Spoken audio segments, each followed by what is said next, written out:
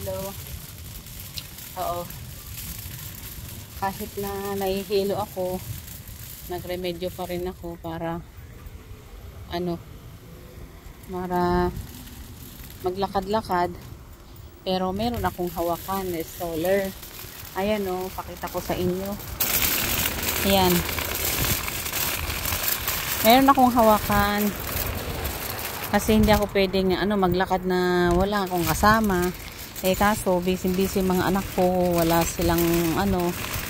sila dito lahat. Kasi yung anak ko nasa yung bunso kong anak, kakatapos lang niya sa 6 to 2 yung duty niya sa hospital. Tapos 6 to 2 yung duty niya sa hospital. Tapos 6 to 2 yung duty niya sa hospital. Tapos dumaan siya doon sa sa restaurant namin dahil doon ko pinaluto yung fried chicken na dadalhin ko doon sa birthday ni nanay. Yung magbe-birthday kasi yung nanay nung family friend namin. Nanay din ang tawag namin nung, kasi tinuring ko sila na talaga kapamilya dito, dahil nung dumating kami dito very stress ako noon. Sila ang umagapay sa amin, kaya silang umagapay sa amin talaga. Kaya yung time na yun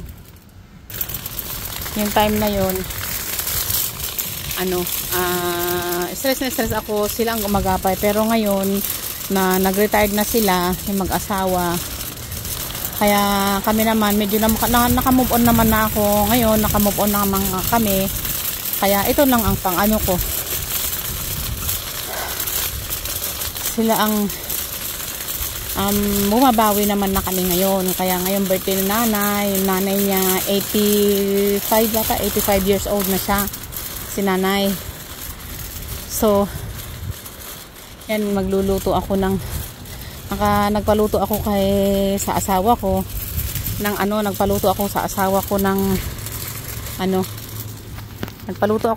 ko ng fried chicken, at yun ang dadalhin namin.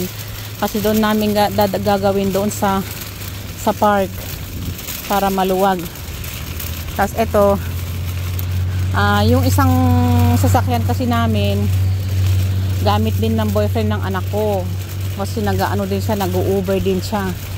Kaya sayang din naman kung hindi siya mag-Uber pag Sabado, kasi pag ganitong weekend malakas.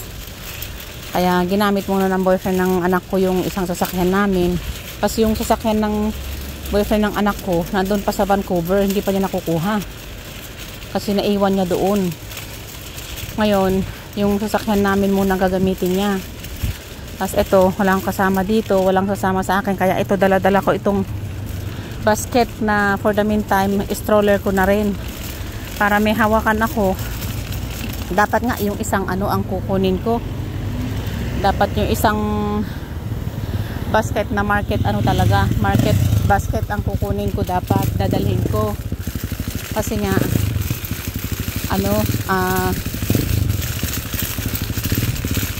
mamamalengke ako, kaso hindi ko mas lalong aalagaan ko din yun, aalalayan ko yun.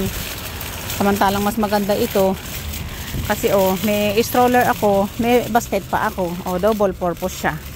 Kasi 4 ang gulong, yung basket kasi is 2 gulong lang yun, aalalayan ko pa. Kaya ayan, ito hinihingal ako konting lang, lalakad-lakad din ako para kahit pa paano lakad-lakad pa rin ako para dagdag exercise ko. Pero nahihilo na ako, hindi ako pwedeng yumuko, hindi rin ako pwede na lumingon bigla-bigla na nakayuko, kasi nahihilo ako.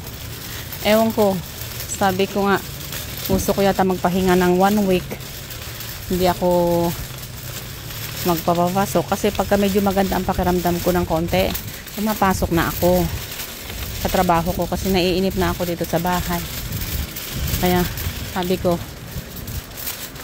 i-try ko muna na pumasok. Pero ito, mamimili muna ako dito. Ako sa Save on Food. Mamimili ako ng groceries. Yung cutleries pa, bibili ako. Para may gagamitin sa park. Sa birthday ni nanay. Kasi doon namin isa-celebrate. Ayan. Ayan. Ayan. Dahan-dahan akong dahan-dahan ako maglakad. Hindi kasi ako pwedeng hindi ako pwede na magtagal at magbilis kasi nahihilo nga ako.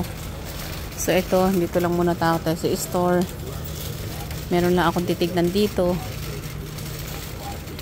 Malay mo may kailangan ako dito. So sige na muna hanggang muna ako dito. Dito ako sa Starbucks, oh. Katapat ng Starbucks. Mamaya na ako So sige na muna, dito muna ako, ha.